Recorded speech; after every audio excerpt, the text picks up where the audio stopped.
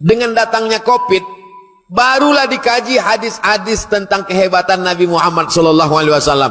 Apa itu hebatnya Nabi? Nabi sudah cerita tentang COVID 14 abad yang lalu. Iza sami'tum bihi, kalau kamu mendengar ada suatu wabah di suatu negeri, la taqdimu ilaihim, jangan datang ke negeri itu. Idza waqa'tum bihi, kalau kamu berada di suatu negeri, negeri itu ada COVID, la takhruju firaram minhu, jangan keluar dari negeri itu. Kalau di situ ada COVID, kamu jangan datang. Kalau di situ ada COVID, kamu di situ, kamu jangan keluar. Itulah yang sekarang disebut dengan PSBB. Itulah yang disebut sekarang dengan lockdown. Nah, menyikapi bagaimana COVID-19 ini, COVID ini, saya sudah bicara sama dokter, karena saya tidak paham, ini masalah kesehatan. Jadi saya tanya Pak Dokter, Pak Dokter, itu yang kena COVID itu siapa? Kata Pak Dokter, yang kena COVID itu 3. Yang pertama, anak kecil. Yang kedua, orang tua. Yang ketiga, orang yang kena penyakit bawaan. Anak kecil, karena dia imunnya rendah. Orang tua, imunnya juga rendah. Orang yang punya penyakit bawaan, jadi COVID itu nempel ke situ. Itu makanya anak kecil, orang tua, orang kena penyakit bawaan, banyak yang kena itu begitu. Tapi kalau kita muda, sehat, maka COVID itu tidak kuat dia. Jangan COVID-19, COVID-21 aja tak tahan. Itu oleh sebab itu perlu kita bangkitkan semangat. Lalu kemudian gini Pak Dokter, kenapa ada orang tua tetap sehat, bahkan dia sudah kena COVID bisa normal lagi? Oh, itu ada imunnya Pak Ustadz. Imun itu apa? Imun itu kekebalan tubuh. Jadi badan kita ini sebenarnya ada kekebalan yang luar biasa di dalam badan kita. Tapi karena kita down, kita ngedrop katanya, maka ketika kita down itu, akhirnya imun kita turun. Nah, disitulah dia masuk. Oh, jadi kalau begitu imunnya mesti tinggi. Bagaimana cara membangkitkan imun? Bangkitkan iman. Jadi ini masalahnya adalah masalah iman dan imun dan iman. Alhamdulillah, dari tadi saya ditemani terus oleh Pak Iman. Pak Iman itu Kapolres. Tadi sholat Jumat bersama Pak Iman.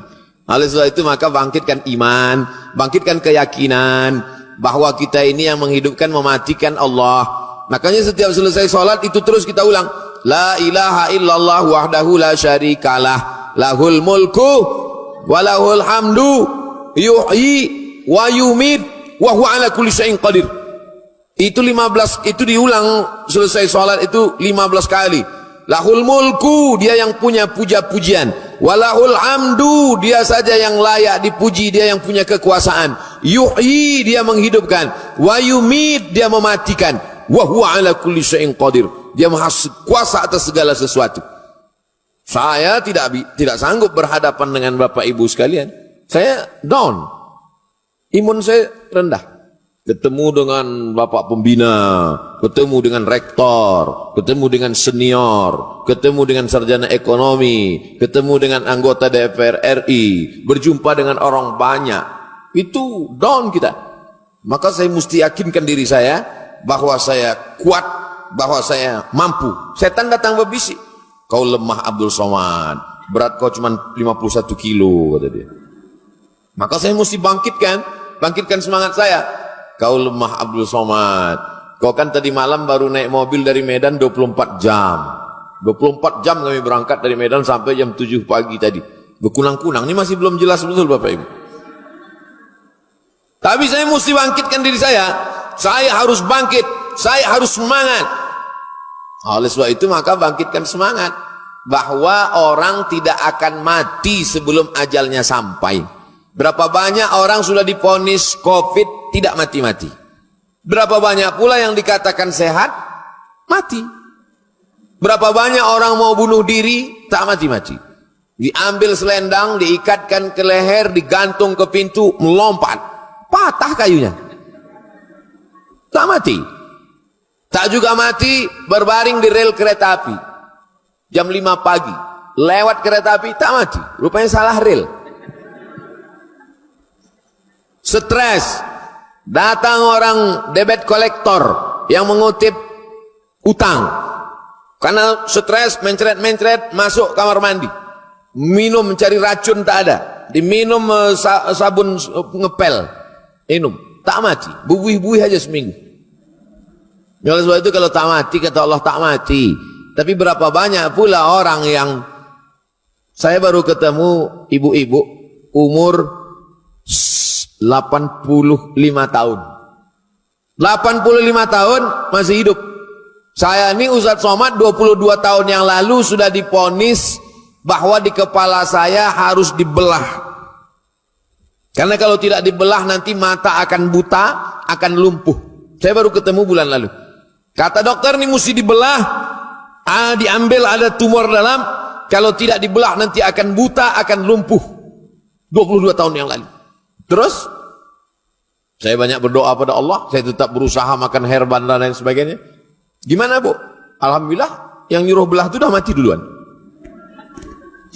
Tapi saya tetap ke dokter. Saya ahlu sunnah wal jamaah, bukan jabariyah, bukan berserah pada takdir. Saya tetap ke rumah sakit, saya tetap konsultasi ke dokter, tapi saya tidak menambah rukun iman saya jadi 7. Antuk minabillah wa malaikatihi wa kutubihi wa rusulihi wal yaumil akhir wa biqadri khairihi wa syarrihi wa dokter spesialis. Tapi saya tetap percaya kepada dokter, tapi iman saya tidak saya gantungkan. Oleh sebab itu saya tetap bersama dengan Bapak Ibu dokter di rumah sakit. Kemarin kami di Kementerian Kesehatan.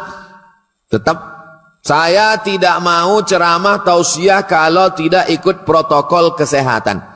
Makanya kita ada protokol kesehatan, pakai masker, duduk berjarak. Ini semuanya dalam rangka protokol kesehatan. Makanya siapapun yang mau mengatakan, ini harus dibubarkan, karena tidak ikut protokol. Kami pakai protokol Pak. Mana protokolnya? Sampai 2, di sana 1, sini 1. Bapak Ibu yang dimuliakan Allah Subhanahu wa Ta'ala. Jadi, kalau cerita masalah iman ini, maka iman itu justru teruji, ya ini. Dengan adanya COVID ini makin teruji iman kita. Karena kalau punya mobil bagus, di jalan yang bagus itu biasa aja. Motornya bagus, jalannya bagus, biasa.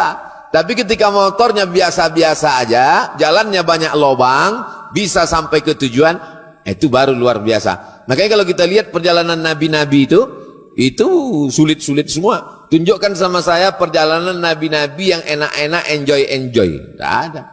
Nabi itu pasti banyak ujiannya. Nabi Ibrahim alaihissalam dibakar. Nabi Ibrahim dibakar di api unggun. Nabi Musa alaihissalam dikejar-kejar Fir'aun. Jadi kalau baru-baru dikejar preman biasa. Dikejar Fir'aun. Nabi Muhammad SAW dikejar Abu Jahal, Abu Lahab. Tokoh-tokoh. Tidak ada yang mudah hidupnya. Baik tokoh agama maupun tokoh-tokoh yang lain. Superman, Batman, Wonder Woman, Hulk. Semuanya menghadapi kesulitan. Mereka muncul itu kan karena menghadapi kesulitan. Dengan datangnya COVID, barulah dikaji hadis-hadis tentang kehebatan Nabi Muhammad SAW. Apa itu hebatnya Nabi? Nabi sudah cerita tentang COVID 14 abad yang lalu. Iza sami'tum bihi, kalau kamu mendengar ada suatu wabah di suatu negeri, la taqdimu ilaihim, jangan datang ke negeri itu.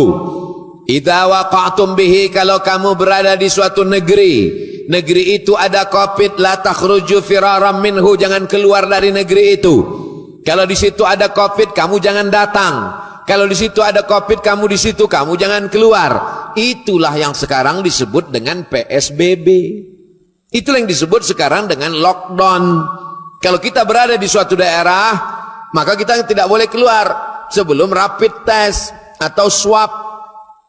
Swab Pak Ustaz, terserah lah, mau swab, yang penting masuk ke mulut. Nah, oleh sebab itu maka kita bukan mau nantang-nantang, mau nunjuk-nunjukkan agama kita. Tapi kalau adik-adik mau ngetes, mau studi perbandingan agama, cari agama-agama lain yang mengkaji tentang PSBB. Cari doktrin-doktrin, sabda-sabda nabi-nabi sebelum Nabi Muhammad SAW yang cerita tentang COVID. Saya ada dalilnya. Idza sami'tum bihi, kalau kamu mendengar ada wabah penyakit di suatu negeri, la taqdimu ilaihi, jangan kamu datang ke sana. Wa idza waqa'tum bihi, kalau kamu mendengar suatu wabah terjadi di kampung kamu, la takhruju firaran minhu, jangan kamu keluar dari situ. Untuk apa? Melokalisir supaya virus jangan